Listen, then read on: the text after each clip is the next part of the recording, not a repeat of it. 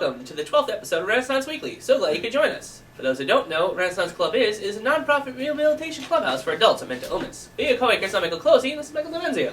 Hello, Mike. What do we got on the show today? I'm glad you asked. Today on the show, we have your interview with a Red Club member, my movie review, a sports update. But first, we've got a weather report from radio weatherman, Walter Velagor. Walter, let's go with the weather. Thanks, Mike. This week's forecast is Monday, partly cloudy, high of 36, low of 19. Tuesday, PM snow showers, high of 39, low of 32. Wednesday, scattered showers, high of 42, low of 32. Thursday, partly cloudy, high of 36, low of 17. Friday, partly cloudy, high of 28, low of 13. Now back to you, Mike.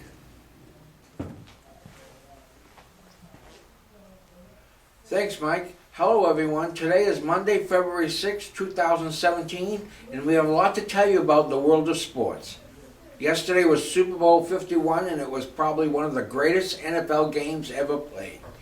The New England Patriots were down by 25 points in the third quarter, only to mount one of the most spectacular comebacks in NFL history, and ended up winning the overtime game against the Falcons 34-28. Tom Brady won Super Bowl MVP, going 43 of 62 with 466 yards, 2 touchdowns, and 1 interception. Also, the Boston Celtics beat the Los Angeles Clippers yesterday in Paul Pierce's final game in Boston, 107-102, to make it 7 straight wins for them.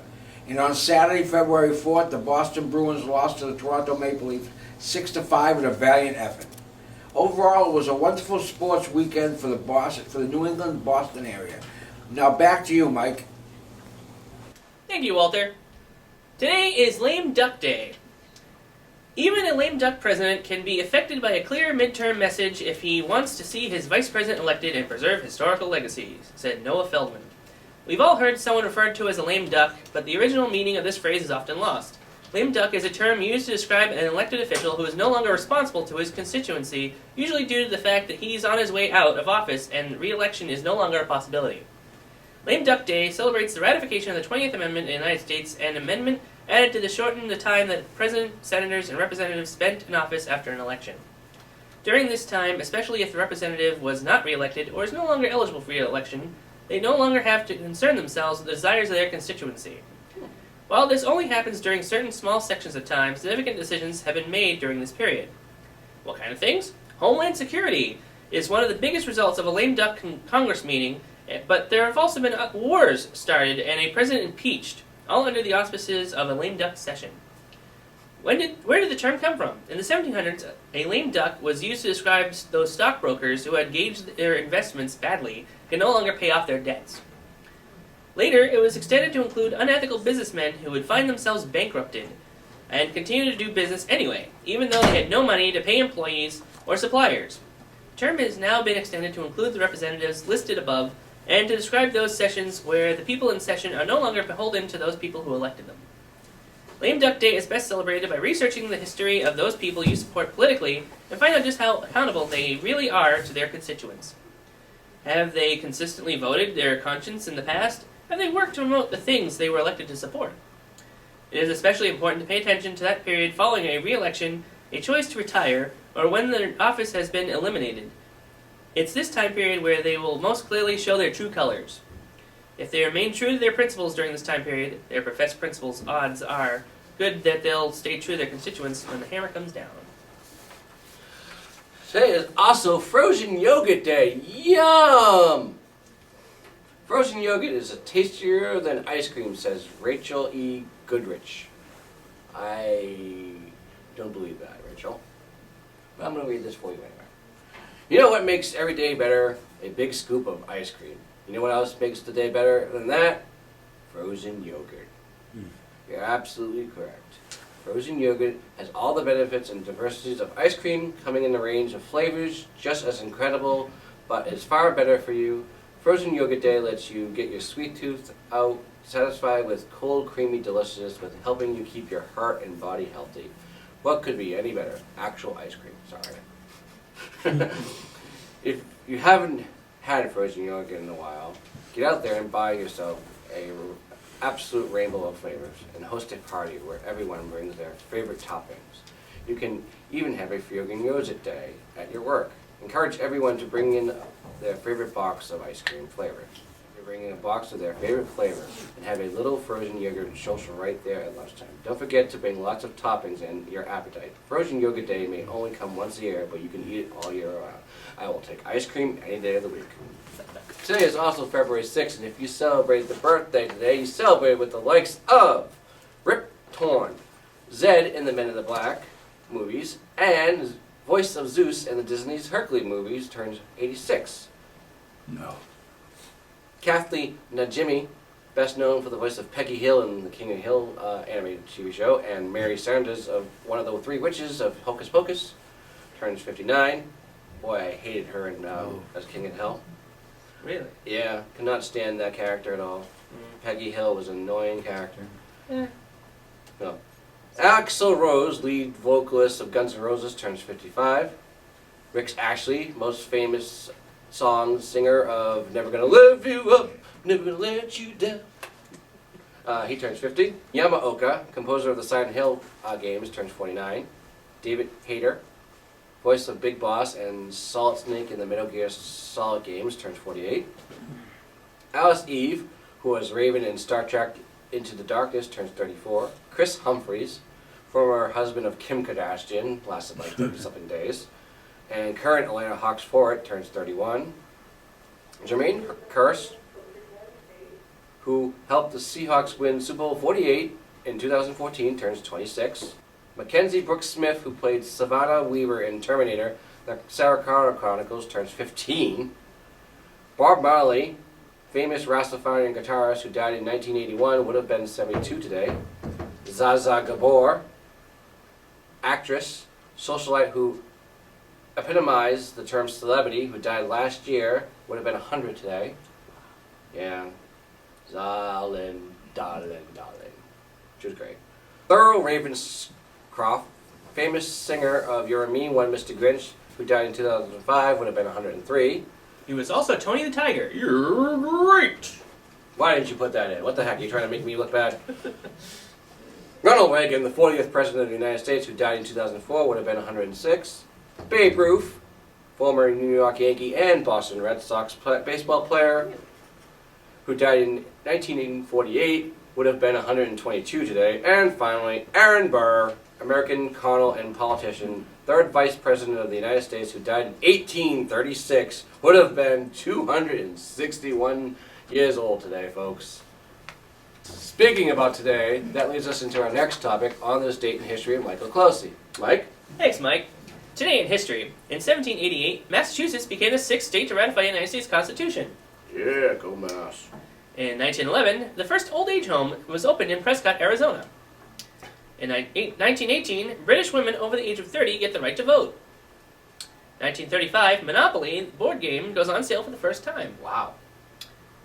In 1952, Queen Elizabeth II succeeds King George VI to the British throne. 1958, Ted Williams signs with Red Sox for $135,000, making him the highest paid player. Yeah, what was it, $15 million for the highest player now?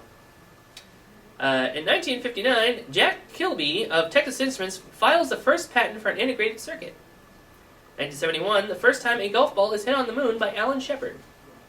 1978, the blizzard of 1978, one of the worst nor'easters in New England history, hit the region with sustained winds of 65 miles per hour and snowfall of 4 inches an hour. Wow. 1987, no smoking rules takes effect in the United States federal buildings. Also in 1987, Justice Mary Godwin becomes the first woman to be appointed to the High Court of Australia.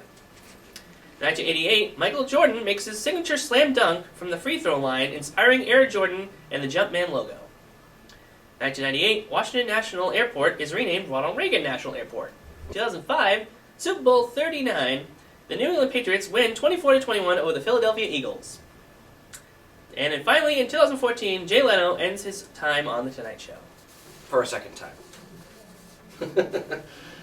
Wow, I didn't know those things in history. Thanks, Mike. You're welcome. You know, Mike, here at the Renaissance Club, we do a lot of work. We also combine work with pleasure, which is where our social events come into play. Last week, we had Valentine's Arts and Crafts, and we played ping pong and darts. And for my interview with Ren Club member. Hey, welcome to Member Spotlight. Today I have one of the new members of Renaissance with us, Ernest. Ernest, I don't know how to say your last name. How do you say your last name? Moba? Yes. Ernest Moba with us today. I apologize for not knowing that. As an anchor, I should be knowing that. So welcome to the show, Ernest. Glad to have you here today. So, tell us a little bit about yourself. Well, I am a resident of the city of Louisville. Mm-hmm. I have been living in Louisville for 4 years. 4 years. Yeah, I have also been to not a mental illness, but I just suffered from depression, and I've been through several counseling programs like PHP. PHP. Awarded the completion award for those who attend for 2 weeks. We did that for 2 weeks. We had a group meeting like every day, and we were into several aspects of people, their lifestyle, how they enjoy the program, and if there's something that they need the program to do, and the program will do for them, and so forth. Nice, nice. After that, I also went and had a psychologist, I would say, which is by the name of Nancy Cooper. And she, Nancy Coben, Yeah, Cooper, which is a psychiatrist. psychologist. Psychologist.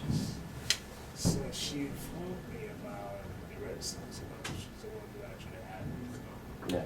Alright, so getting a little ahead of myself, I got that question coming up, so it actually kind of answers my question is how did you find out about Renaissance Club? So you found out from the psychologist that the clubhouse is there. You said you've only lived in Lowell for 4 years, so before Lowell, were you living somewhere else in Lowell, like in Massachusetts, or are you from a different state, country? Yeah, I have a nationality. I'm African born, and I was born in Liberia. Liberia? Yeah. And that's, where is that? That's in West Africa. West Africa. Liberia, West Africa. We have a member from Liberia, West. I messed it up completely, but that's just shocking. That's why we have a member from that far away coming to Lowell, Massachusetts, to attend the Renaissance Club. That just blows my mind.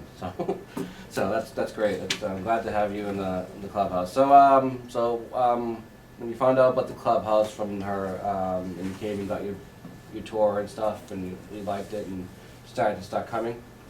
Yeah, I was first given a tour of the program, and Elaine, I think, informed me if I'm interested, I can stay, and if there's any other feedback. And at the end of the day, I actually liked it, so Yeah. I can't come. So how long have you been doing that? How long have you been coming here now? I've been coming ever since. So how, 2 like, weeks so far. 2-3 weeks. Wow. So he's brand new, guys. Brand new member. Just a couple weeks old in this clubhouse. That's great. I always like seeing new members here at the club. So when you're here at the club, what do you do? What do you do here for the club? Well, what kind of stuff do you do while you're here? Day one, I was in the kitchen.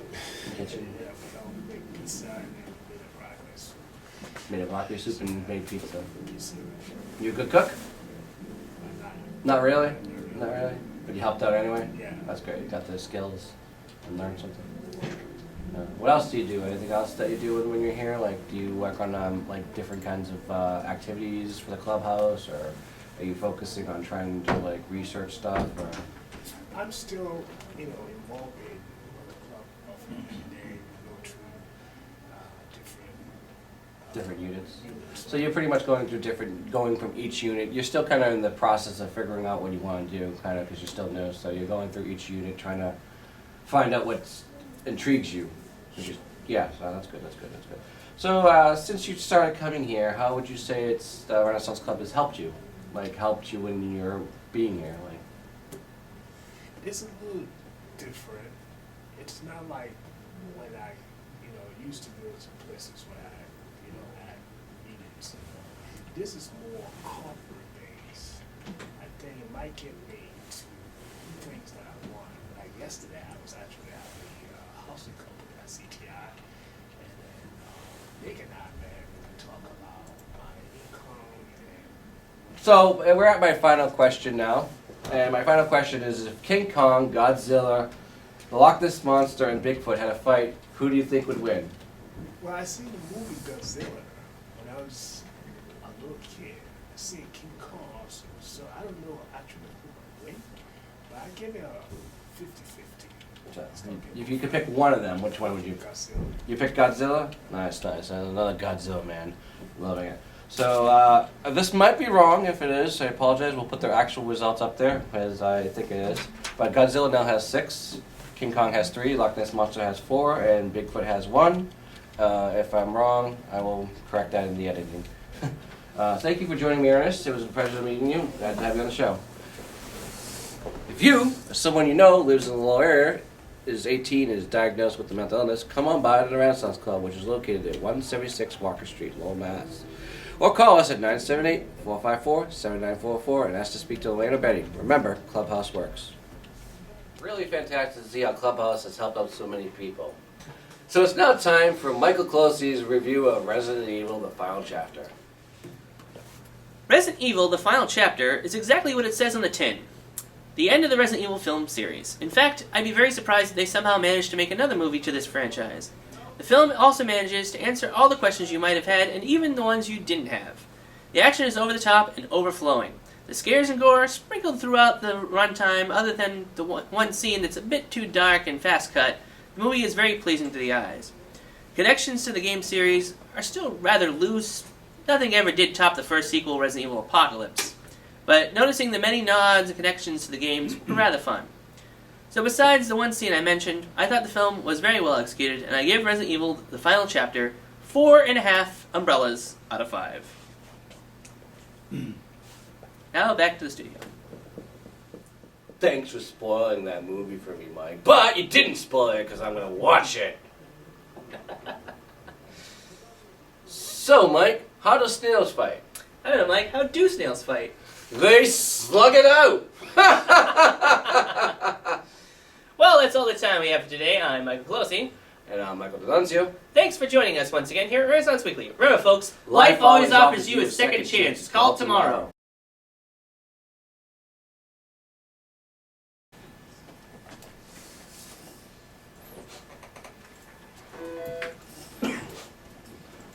Is that one muted too? I don't know. We're already messing up. Woo-hoo-hoo. There we go.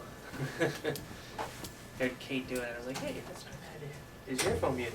Yes, my phone has been... Yes, this episode is brought to you by T-Mobile. Get your phone today. Oh, man, jeez. That's all bad. I can't use that. It's illegal to do that. It's illegal to do We are a non-profit. that.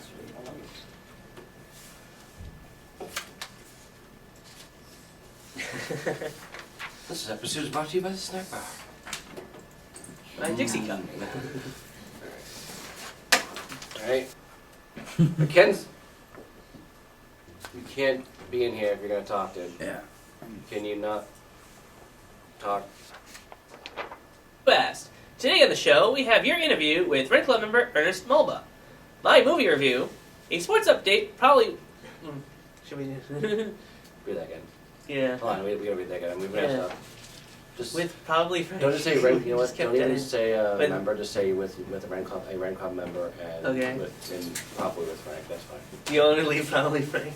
A sports update with someone. Okay. A sports update. Sorry, bad. Mike messed up. Yes. Go ahead. Oh, box. That makes sense. And have your little. Well, oh, sorry, messed up.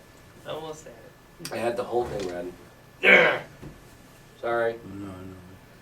You can even have a frozen yogurt day at work. Encourage everyone to bring in a box of their favorite flavors and have a little frozen yogurt social right there at lunchtime. Be quiet. I have to read that over again. Okay. Today is also January 6th, and What? if you celebrate... January. Oh, We're in whoops. the next month, Mike. January. That was Oh, a month plug ago. the valve. Yeah, sorry. That's up, sorry. Today is... Okay. Third. Oh, God. Oh. About today, that leads us into our next topic on our date on Great, Mike. You've said this 11 times before. Put that on the thing so it's there. That's supposed to be up now. Yeah, thanks. Sorry, that was the cute guy's fault. 5. Super Bowl 39, the New England Patriots win 24-21 over the Philadelphia Eagles. Let's hope they can do that again. In 2014... I can't say that because it's going to be Monday. Oh, yeah. I know, so.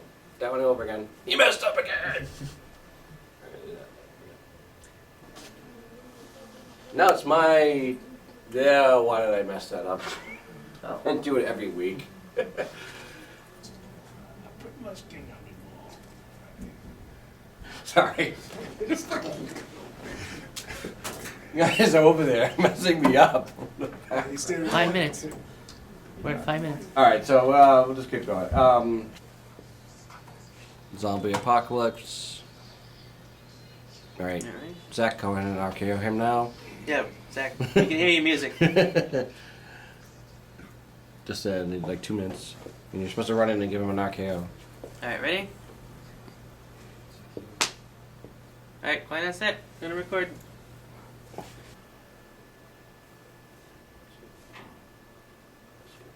one says you. That's doing the movie. Read what it says. Oh, okay. And then we're done, we're done. This is bad, and we're doing good.